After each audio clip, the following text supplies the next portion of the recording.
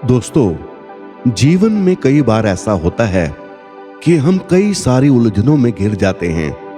कई बार हम किसी गहरी सोच में होते हैं। जब हमारा बुरा वक्त चल रहा होता है तो हम सोचते रहते हैं कि अच्छा समय कब आएगा, और इसी इंतजार में हम अपना वो कीमती समय गंवा देते हैं।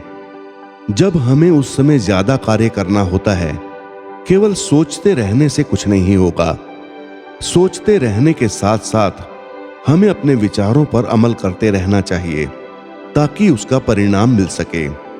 गहरी सोच के कारण इस दुनिया में इतने आविष्कार हुए। यदि हमारी इस दुनिया के वैज्ञानिक गहरी और ज्यादा सोच नहीं रखते तो इतने सारे कार्य कैसे होते? ये गाड़ियां कैसे बनती, ये बिल्डिंगें कैसे बनती और ये मशीनें कैसे बनती? जरा सोचिए। और फिर हम कहते हैं कि ज्यादा सोचना बहुत हानिकारक होता है, वो आपको डिप्रेशन में लेकर जाता है। क्या सच में ऐसा ही है? क्या आदमी को ज्यादा नहीं सोचना चाहिए? क्योंकि यदि ऐसा है तब इतने बड़े बड़े आविष्कार नहीं हो पाते। लेकिन समझने की बात यह है कि हम किस विषय के बारे में ज्यादा सोच रखते हैं। आज हम इसी विषय पर एक कहानी लेकर आए हैं। चलिए कहानी शुरू करते हैं। एक गांव में रहने वाला रामू नाम का लड़का अपनी पुरानी बुरी यादें ना भूल पाने की आदत से परेशान था, और वो एक ही चीज के बारे में बार बार सोचता रहता था। यदि किसी ने उसे कुछ कह दिया या उसके साथ कुछ गलत हो गया, वो पूरे दिन बस उस एक घटना के बारे में सोचता रहता। उसके दिमाग में हर वक्त एक ही बात घूमती रहती थी। फिर वो अपने साथ हुई किसी बुरी घटना के लिए या तो अपनी किस्मत को कोसता या भगवान को, या फिर वो उस शख्स से बदला लेने के बारे में सोचता रहता था जिसने उससे कुछ कहा था या उसके साथ कुछ गलत किया था। अपनी ज्यादा सोचने की आदत के कारण उसके ना तो लोगों से अच्छे संबंध ही थे, ना ही उसे कोई काम अच्छे से करना आता था। वो हमेशा तनाव या मानसिक अशांति की स्थिति में रहता था। उसकी हालत देखकर उसके एक दोस्त ने उसे सलाह दी कि एक बौद्ध भिक्षु यहाँ पास के बौद्ध मठ में रहते हैं, तुम उसके पास जाओ। वो तुम्हारी इस मानसिक समस्या का कोई ना कोई समाधान अवश्य बताएंगे। रामू बौद्ध भिक्षु के पास जाता है और उन्हें अपनी समस्या बताता है कि कैसे वो एक ही घटना के बारे में बार बार सोचता रहता है और अपनी पुरानी बातों या यादों को भूल नहीं पाता है। लड़के की समस्या सुनने के बाद बौद्ध भिक्षु वहां से उठ जाते हैं और मठ के अंदर चले जाते हैं।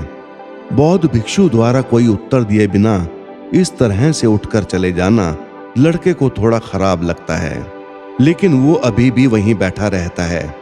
थोड़ी देर बाद वो देखता है कि बौद्ध भिक्षु मिट्टी के गिलास में पानी भरकर उसकी ओर आ रहे हैं।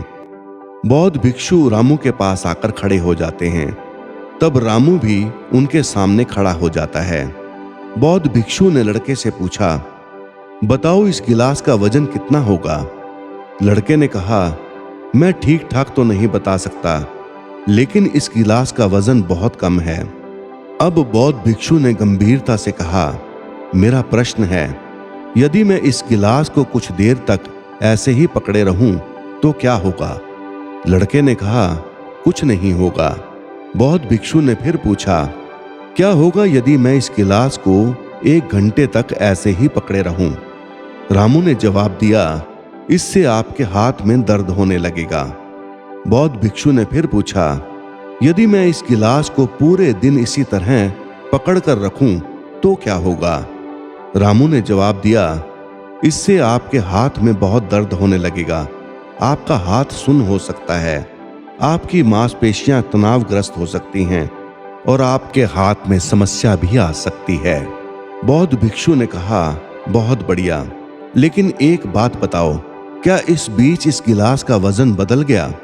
रामू ने जवाब दिया, नहीं, वजन तो नहीं बढ़ा। तो बौद्ध भिक्षु ने पूछा, तो फिर हाथ में दर्द और मांसपेशियों में तनाव क्यों हुआ?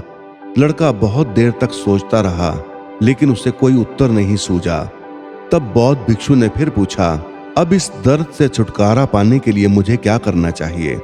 रामू ने जवाब दिया, आप गिलास नीचे रख दीजिए। बौद्ध भिक्षु ने कहा, बिल्कुल सही।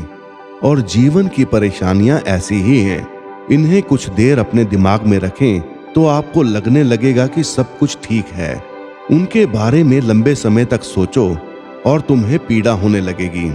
और उन्हें लंबे समय तक अपने दिमाग में रखें तब वे तुम्हें परेशान या पागल बनाना शुरू कर देंगी और तुम कुछ भी नहीं कर पाओगे। बौद्ध भिक्षु ने लड़के की ओर इशारा करते हुए कहा, अपने जीवन में पिछली गलतियों और घटनाओं के बारे में सोचना महत्वपूर्ण है, लेकिन उससे भी ज्यादा महत्वपूर्ण है उनसे सीख कर आगे बढ़ना। यदि आप एक ही चीज को पकड़े रहेंगे तो बिल्कुल उस गिलास की तरह इससे आपके जीवन में भी कष्ट आएगा। यदि आज आप अपने अतीत को लेकर बैठे हैं, ये अभी भी आपके हाथ से बाहर होगा और फिर तुम भविष्य में इसके लिए पछताओगे। वो व्यक्ति बने जो आप अपने अतीत के लिए बनना चाहते हैं, या यदि आप अपनी गलतियों के लिए पछता रहे हैं तो फिर आज से ही वो इंसान बनने की कोशिश करें और कोशिश करें कि आज आप ऐसी गलतियां ना करें जिसके लिए आपको भविष्य में पछताना पड़े।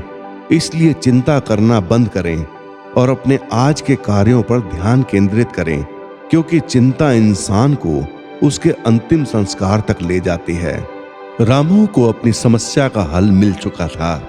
उसने बौद्ध भिक्षु को प्रणाम किया और आज्ञा लेकर वहां से चला गया। दोस्तों, आपको ये कहानी कैसी लगी? कृपया कमेंट करके अवश्य बताएं। यदि कहानी अच्छी लगी हो तो कृपया चैनल को लाइक और सब्सक्राइब अवश्य कर दें। धन्यवाद।